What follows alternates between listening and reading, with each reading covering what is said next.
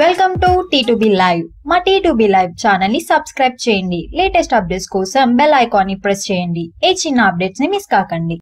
Power star Pawan Kalyan నటించిన latest sensation Katamarayudu box office దగ్గర almost 3వ వారం చివరన ఉంది. తొలి 2 వారాల్లో టోటల్ వరల్డ్ వైడ్ గా 61 కోట్లకు పైగా షేర్ వసూలు చేసింది కాటమరాయుడు సినిమా. కాగా 3వ వీకెండ్ మొత్తం మీద 3.6 కోట్ల షేర్ వసూలు చేసిన ఈ సినిమా తర్వాత వర్కింగ్ డేస్ కలెక్షన్లు కూడా కలుపుకొని మొత్తం 18 రోజులకు గాను 65.6 కోట్ల షేర్ వసూలు చేసి స్టడీగా కొనసాగుతుంది కాటమరాయుడు. నైజాం ఏరియాలో 15.5 కోట్లు, సీడెడ్ లో 8.3 కోట్ల షేర్ ని వసూలు చేసిన ఈ సినిమా టోటల్ ఆంధ్ర రీజన్ లో 26.8 కోట్ల షేర్ వరకు వసూలు చేసింది. కాగా కర్ణాటకలో 5.3 కోట్ల షేర్ అందుకున్న కాటమరాయుడు మిగిలిన అన్ని చోట్ల కలిపి 9.5 కోట్ల షేర్ ని అందుకుంది. దాంతో టోటల్ గా 18 రోజులకు గాను బాక్స్ ఆఫీస్ కలెక్షన్లు 65.6 కోట్లకు చేరుకున్నాయి. కాగా బాహుబలి 2 కి మరో 2 వారాల సమయం ఉండటంతో ఈ 2 వారాల్లో కాటమరాయుడు ఎంత కలెక్ట్ చేస్తే సినిమాకు అంత బెనిఫిట్ గా ఉంటుందని ట్రేడ్ విశ్లేషకులు అభిప్రాయపడుతున్నారు.